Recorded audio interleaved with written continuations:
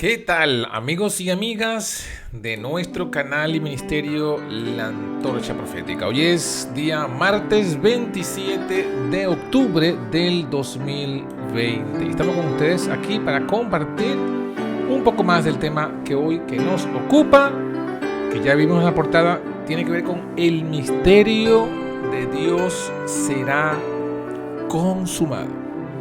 Así que, mis hermanos, va a ser muy interesante. Vamos a estar estudiando el capítulo 14 del libro El Camino Consagrado a la Perfección Cristiana.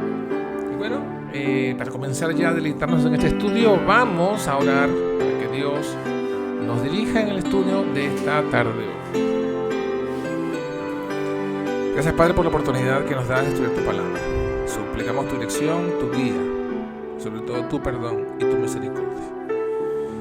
Que lo que estudiamos hoy sea de bendición para nuestra alma. Te lo pedimos en el nombre de Jesús. Amén.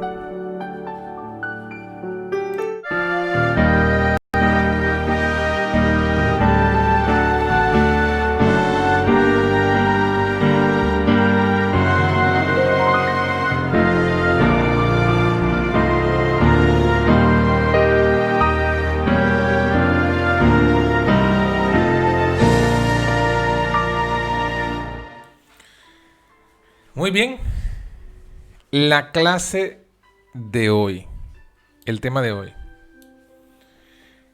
El número 36, martes 27 de octubre, la consumación del misterio de Dios.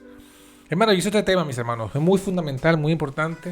Es una consecución natural del tema del santuario, de la justificación por la fe. Y es por eso necesario que lo mantengamos siempre en claridad y presente. Vamos a comenzar entonces con la primera lámina que nos tenemos aquí. Y nos dice, nos presenta el misterio de Dios. Grande, dice aquí, sin contradicción alguna, grande es el misterio de la piedad. ¿Cuál es el misterio de la piedad? Dice, Dios ha sido manifestado en carne, ha sido justificado con el Espíritu, ha sido visto de los ángeles, ha sido predicado a los gentiles, ha sido creído en el mundo y ha sido recibido en gloria. Ese es el misterio de Dios, el misterio de la piedad. Dios se manifestó en carne. Ese es el misterio. Y todo lo que eso conlleva y concluye. Misterio de la piedad, entonces, como tenemos en la lámina aquí aparte de abajo, en el dibujo, misterio de piedad, igual Dios en carne de pecado, y eso nos lleva a ser justificado, o lo llevó a él a ser justificado con el Espíritu. Pero bueno, avanzando, vemos que luego que ese misterio fue explicado, ahora fue predicado. En los días de Cristo y sus apóstoles fue revelado el misterio. En una plenitud, mis hermanos, como nunca fue conocida. Fue predicado, como dice Romanos 16, 25 y 26. Fue predicado a todas las gentes para que obedezcan a la fe. Desde el principio del mundo hasta ese tiempo en que Pablo predicó el Evangelio, ese misterio estaba escondido de los siglos en Dios. El misterio que había estado oculto desde los siglos y edades. Pero ahora, dice Pablo, ha sido manifestado a sus santos, a los cuales quiso Dios hacer notorias las riquezas de la gloria de este misterio entre los gentiles. Y allí lo colocamos en azul. ¿Cuál es el misterio? Cristo, dice, Cristo en vosotros, la esperanza de gloria, el cual nosotros anunciamos, amonestando a todo hombre y enseñando en toda sabiduría, para que presentemos a todo hombre perfecto en Cristo Jesús. Estos son textos de Colosenses 1, 26 y 29, Efesios 3, 3, 5 y 9. Esperemos pues, mis hermanos, que ya comprendamos esta verdad, comprendamos este fundamento de lo que es el misterio. El misterio es Cristo en nosotros, que Cristo habite por la fe en nuestros corazones, especialmente en el de los gentiles, porque esto se lo dice Pablo a la iglesia de Colosas. Entonces, mis hermanos, eso fue predicado a todo el mundo, dice aquí. para que se obedezca a la fe. Así que esa gran verdad del misterio de Dios había sido descubierta y ahora predicada, para que cada quien tuviese esa experiencia. Pero luego dice la Biblia, y aquí lo podemos resumir, hay muchos versículos que nos muestran este misterio. El que ya leímos de Colosenses 1:27 dice: el misterio escondido revelado es Cristo en vosotros, que se convierte en la esperanza de gloria y nos hace perfectos en Cristo. Filipenses 2:5-8 dice lo mismo cuando dice que tengamos cada uno de nosotros el sentir que hubo en Cristo Jesús, el cual siendo en la forma de Dios se hizo a la forma del hombre, para que el creyente tuviese y experimentase el sentir de Cristo. Así que miren, lo mismo dice Romanos 8:3-4 cuando dice que el Evangelio no es otra cosa que el Hijo de Dios que se hizo carne de pecado y condenó el pecado en la carne para que la justicia de la ley, la justicia que pide la ley se cumpla en nosotros. No es que se cumple en un libro, se cumple en nosotros, en nuestra vida. Y así también tenemos el Gálatas capítulo 4, versículos 4-5, donde dice que el Evangelio es que el Hijo de Dios, o que Dios envió a su Hijo nacido de mujer, nacido bajo la ley, o sea, lo envió a nosotros, para redimir a los que estaban bajo la ley y adoptarlos como hijos, ¿sí? Exactamente las mismas palabras: justificación, con el Espíritu, perfección, santidad. Según de Corintios 5:21 dice la misma verdad: al que no conoció pecado, lo hizo pecado por nosotros, para que nosotros fuésemos hechos justicia de Dios en él. Y 1 Timoteo, que fue el que ya leímos, dice que el misterio de la piedad es que Dios fue manifestado en carne de pecado para que fuese justificado con el Espíritu. Entonces, mis hermanos, allí podemos ver con claridad ese punto. Lo podemos ver en el sentido de lo que es el misterio explicado, el misterio experimentado, el misterio predicado. Ahora, ¿qué tiene que ver todo esto con el tema que venimos trabajando de 1888? Bueno, vamos a seguir viendo. El misterio de piedad que ya vimos, que es Dios en carne de pecado, justificado por el Espíritu, es exactamente lo mismo, la misma gran verdad que de forma simbólica se le quiso predicar a los judíos cuando Dios, por medio de Moisés, está registrado en Éxodo 25:8, le dijo a Moisés: hacedme un santuario y yo, Dios, habitaré entre vosotros. Entonces el santuario no es más que la verdad o el medio en el cual Dios habita en nosotros. Eso también nos dice que cuando Dios habitaba en el santuario, ¿cuál es el objetivo? Cuando Dios habita en un lugar, dice Éxodo 3:5, santifica. Le dijo Dios a Moisés: quita tu calzado de la tierra que estás, que es santa. ¿Y por qué era santa? Porque Dios estaba allí presente. Y Levítico 16 nos habla de esa santificación o purificación del santuario para quitar y exterminar los pecados del pueblo de Israel. Entonces, el santuario era Dios habitando entre ellos para que fuesen purificados y santificados. La misma gran verdad que hemos leído en Timoteo. Por eso es que cuando Juan dice, en Juan capítulo 1, dice: aquel verbo fue hecho carne y habitó entre nosotros y vimos su gloria. Está hablando en terminología del santuario, porque dice habitó, dice la palabra original es tabernáculo. Y se debería leer, y aquel verbo fue hecho carne y tabernaculizó, se hizo tabernáculo con nosotros. Y vimos su gloria, así como se veía la Shequina en el santuario terrenal. Dice Juan que vio la gloria en Cristo. O sea que la carne de Cristo era el santuario y donde habitaba su divinidad. Y en ocasiones se vio su gloria. Gloria del unigénito del Padre. La misma gloria que se veía dentro del santuario, en la Shequina, en el lugar santísimo. ¿Y cuál es el objetivo de todo esto, tanto del santuario como de Cristo? Para que seamos santos y perfectos, para que seamos justificados, purificados y santificados. Todo esto es lo que nos dice, pues, todos los textos que hemos leído. Pero tenemos todavía algunos otros textos. Ahora, este misterio de Dios viene a ser suplantado. Según Tesalonicenses capítulo 2, versículos 7 y al 8, nos dice, dice Pablo en su tiempo, en sus días, ya está obrando el misterio de iniquidad. Noten que usa la misma fraseología que usa Pablo para referirse al misterio de la deidad, ahora está hablando del misterio de la iniquidad, o sea, el contraste. Y dice que en su tiempo ya estaba obrando, solamente esperaba que fuese quitado de en medio el que ahora impedía. Y entonces dice, entonces se manifestará aquel inicuo. ¿Quién es ese que se va a manifestar? Por la acción del misterio de la iniquidad.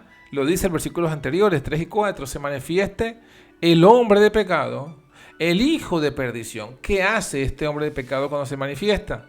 Se opone y se levanta contra todo lo que se llama Dios o que se adora. Tanto que se sienta en el templo de Dios haciéndose parecer Dios. Entonces el misterio de la iniquidad no es otra cosa que lo contrario al misterio de la piedad. Si el misterio de la piedad era que Dios, en lo alto, se humillaba a hacerse carne, el misterio de la iniquidad es lo contrario, es la carne, la criatura, quien se enaltece, quien se sube de su lugar, quien busca una posición superior y usurpa a Dios. Ese es el misterio de la iniquidad. ¿Y cuál es el resultado? Comete abominación. Fue lo que quiso hacer Lucifer en el cielo. Cuando Lucifer estaba, dice que Lucifer era el tercero. Era el que seguía después del Hijo de Dios. Era el querubín que seguía. El querubín cubridor. Lo dice Isaías, lo dice Ezequiel 28. El querubín es el que está en la inmediata presencia de Dios. Así que primero era el Padre, segundo era el Hijo y después venía este querubín cubridor. Era el tercero, Lucifer que era el tercero. Pero él no se conformó con ser de todas las criaturas el más excelso, sino que quería ser considerado Dios o parte de la deidad. Y por eso es que se enalteció y se usurpó a Cristo. Pero al contrario, la palabra nos dice que Cristo, en lugar de exaltarse, se humilló a sí mismo. ¿Sí? Es lo que leímos en Filipenses, haya pues en vosotros el sentir que hubo en Cristo Jesús, quien siendo en la forma de Dios, o sea, él sí era parte de la deidad, no tuvo por usurpación el ser igual a Dios como algo a qué aferrarse, sino que se despojó a sí mismo, se anonadó a sí mismo tomando forma de siervo y estando en la condición de siervo se humilló hasta la muerte y muerte de cruz. Ese es el misterio de la piedad. Lo contrario es el misterio de la iniquidad, lo que ya estaba obrando en los días de Pablo. Cuando obraba en los discípulos, ese espíritu que obraba en ellos para que procurasen ser el mayor, era el espíritu de la iniquidad.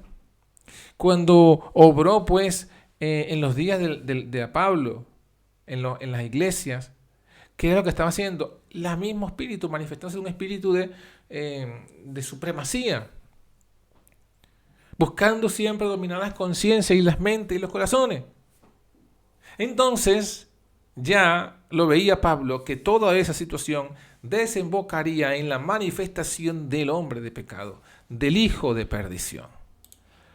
Ahora bien, si seguimos leyendo algunos textos, vemos lo que explica el apóstol aquí, A.T. Jones. Ya en ese tiempo, en los días de los apóstoles, obraba el misterio de la iniquidad. Y continuó hasta alcanzar poder y supremacías mundiales. Ya lo decía la profecía que lo iba a hacer. Incluso, dice Daniel capítulo 7, hasta quebrantar los santos el Altísimo y pensar en mudar, cambiar los tiempos y la ley. Se levantó contra el príncipe de los príncipes, dice Daniel 8. Se engrandeció contra el príncipe de la fortaleza. Se puso a sí mismo en lugar de Dios. Quitó el continuo y puso la abominación espantosa, asoladora. Echó por tierra la verdad, hizo cuanto quiso, le sucedió prósperamente, echó por tierra el santuario. Entonces dice, así fue que ocultó el misterio de Dios, fue ocultado. Se fue ese misterio de iniquidad haciendo lo mismo en la tierra que había hecho Lucifer en el cielo. Ya lo decía la profecía.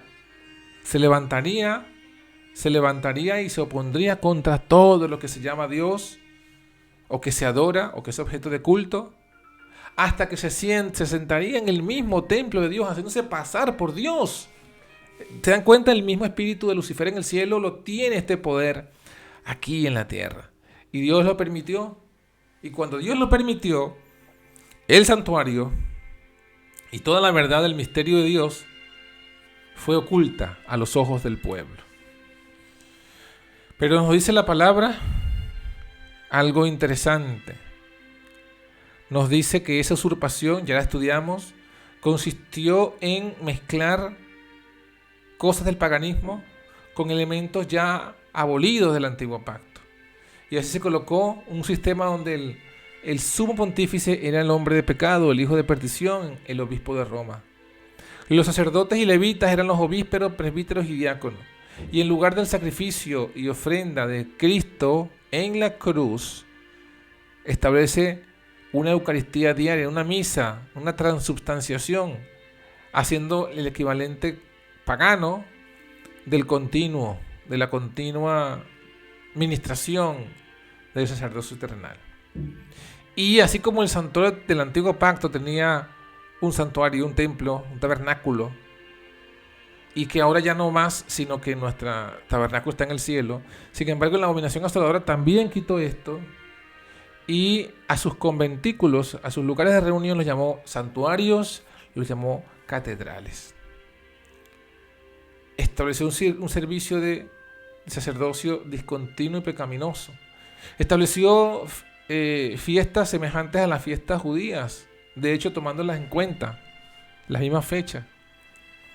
Hizo una abominación asoladora. Eso fue lo que hizo el papado. Pero dice la profecía que ese misterio de Dios, ese santuario de Dios, sería restaurado. Dice, ahora en los días de la voz del séptimo ángel, precisamente ahora, ese misterio de Dios que durante años se había ocultado de generaciones, es manifestado a sus santos, a los cuales Dios quiso hacer notorias las riquezas de la gloria de este misterio entre los gentiles, que es Cristo en vosotros, la esperanza de gloria, el cual nosotros anunciamos, amonestando a todo hombre y enseñando en toda sabiduría, para que presentemos a todo hombre perfecto en Cristo Jesús. Entonces, el misterio de Dios que sería consumado no es otra cosa que Dios mismo morando en su pueblo para llevarlos a la perfección de Cristo Jesús. Y eso lo que nos dice es se lograría en un tiempo profético. Eso sería en un tiempo profético que nos lo dice el capítulo 10, versículo 7. En los días de la voz del séptimo ángel, cuando él comenzare a tocar la trompeta, el misterio de Dios será consumado. Consumado como él lo anunció a sus siervos, los profetas. Entonces, no es otra cosa que darnos cuenta que ¿por qué se consumaría el misterio de Dios en la séptima trompeta? Porque en la séptima trompeta se toca y el templo de Dios se abre en el cielo y se logra ver el arca de su pacto. Se logra ver el lugar santísimo. Se logra ver que todo está relacionado con el santuario. Es decir, el misterio de Dios se consuma en la séptima trompeta. Y luego Apocalipsis nos dice que cuando la séptima trompeta suena, se abre el templo. Entonces el misterio, la consumación del misterio de Dios, la manifestación del carácter de Dios en su pueblo se logra desde el templo abierto del cielo, mirando al lugar santísimo, al arca del pacto. Ese texto nos dice, o sea, ese momento profético estaba ya advertido porque lo leímos que esto fue anunciado a sus siervos los profetas. Daniel, siendo profeta de Dios, se le anunció específicamente el momento exacto en la que se abriría el templo del cielo y se consumaría el misterio de Dios. Daniel 8:14 se le dijo hasta 2300 días de tarde y mañana y el santuario será purificado. La purificación del santuario no es otra cosa que el borramiento de todos nuestros pecados del cielo y de nuestros corazones. Eso es la consumación del misterio de Dios. Es quitar el pecado del mundo. Es aquel Cordero de Dios que quita el pecado del mundo. Así que mis hermanos, nos encontramos pues en este tiempo en el que según Daniel 8, según Daniel 9, estas 2300 tardes y mañanas debían comenzar en el 457 a.C., en esa época del dominio medo-persa. Y se extendería hasta el final de esos días, que serían 2300 años. Y entonces el santuario sería restaurado, el santuario sería purificado. Y por eso es que estamos predicando estas cosas, porque estamos viviendo en el tiempo en el que el santuario ha sido restaurado, esta gran verdad. Y se nos está mostrando que así como el santuario terrenal era para que Dios morase en medio del pueblo y purificar ahí, santificar el pueblo, así este santuario celestial que Dios creó y no el hombre, este sí logra el objetivo de quitar los pecados, de borrar los pecados, de agotar los pecados, de quitarlos del corazón, de la mente y del santuario los pecados, para que sea una nación santa, consumar el nuevo pacto, las promesas del nuevo pacto.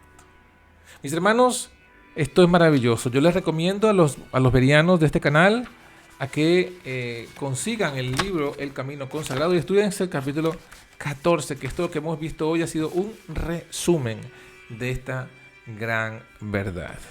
Así que bueno, hasta la semana que viene, donde estudiaremos con detalle qué es la purificación del santuario. Que Dios les bendiga y los guarde, y por favor pongan todas sus preguntas o inquietudes, ya sea aquí en la caja de comentarios de YouTube o también sea en el grupo de WhatsApp que estamos estudiando este mensaje del 88. Les recomiendo pues que estén atentos a todo lo que hacemos en este canal, lo que estamos explicando las profecías, explicando las doctrinas, hablando de actualidad, exhortando al mundo entero para que se una a la verdad presente, porque los días son malos, pero son cortos. Que Dios les bendiga y seguimos aquí en contacto. Pueden comunicarse al número que ustedes ven en pantalla en este momento, o si quieren ver algún material más impreso o video, conéctese también a la antorchaprofética.com, donde conseguirá todo lo que su alma necesita. Bendiciones, que Dios te bendiga.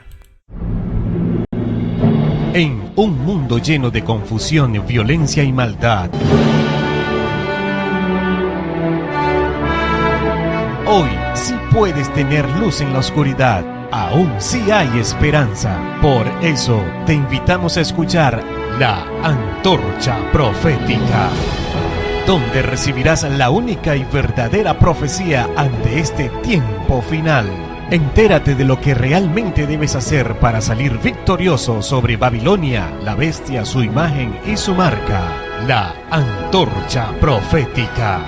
Porque en este tiempo de oscuridad somos bendecidos al poseer la palabra profética más segura, la antorcha que alumbra el lugar oscuro hasta que el día esclarezca y el lucero de la mañana salga en nuestros corazones. La Antorcha Profética, conducido por John García.